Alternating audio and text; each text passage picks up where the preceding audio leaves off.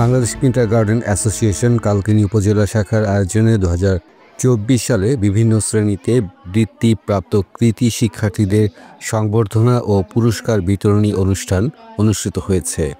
শনিবার 15 নভেম্বর সকাল 11টায় কালকিনি সৈয়দ আবুল হোসেন একাডেমি হলরুমে এই অনুষ্ঠানের আয়োজন করা হয়। কালকিনি কিন্ডারগার্টেনের অ্যাসোসিয়েশনের সভাপতি মোহাম্মদ ইকরামের সভাপতিত্বে অনুষ্ঠানে প্রধান অতিথি হিসেবে উপস্থিত ছিলেন কালকিনি উপজেলা নির্বাহী কর্মকর্তা সাইফুল আরফিন। শিক্ষা ব্যবস্থায় প্রাইমারি স্কুল যেমন আছে, কিন্ডারগার্টেন কিন্তু আছে প্রাথমিক স্টেজে, প্রাথমিক লেভেলে।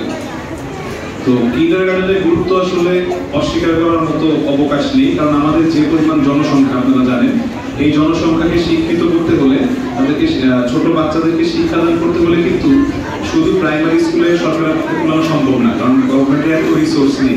কালকিনি কিন্ডারগার্টেন অ্যাসোসিয়েশনের সাধারণ সম্পাদক ও শিশু কানন কিন্ডারগার্টেনের কেজি স্কুলের অধ্যক্ষ মোহাম্মদ মিরাজ হোসেনের পরিচালনায় অনুষ্ঠানে বিশেষ অতিথি হিসেবে উপস্থিত ছিলেন কালকিনি সৈয়দ আবুল হোসেন একাডেমির ভারপ্রাপ্ত প্রধান শিক্ষক মোহাম্মদ ইউনুস আলী।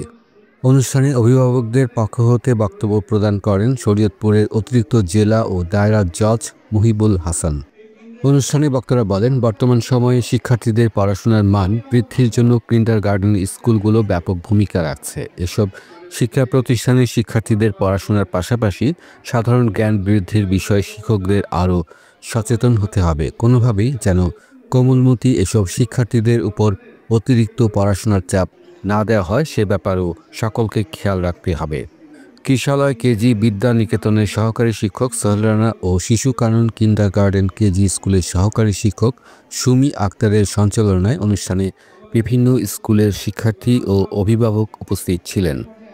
অনুষ্ঠানে কালকিনি ও ডাসার উপজেলার 12টি কেজি স্কুলের 98 জন ট্যালেন্ট পুল এবং 90 জন সাধারণ বৃত্তিপ্রাপ্ত কৃতি শিক্ষার্থীদের হাতে সার্টিফিকেট, ক্রেস্ট ও নগদ অর্থ তুলে দেন অতিথিবৃন্দ। মাসুদুল হক, কালচক্র 24।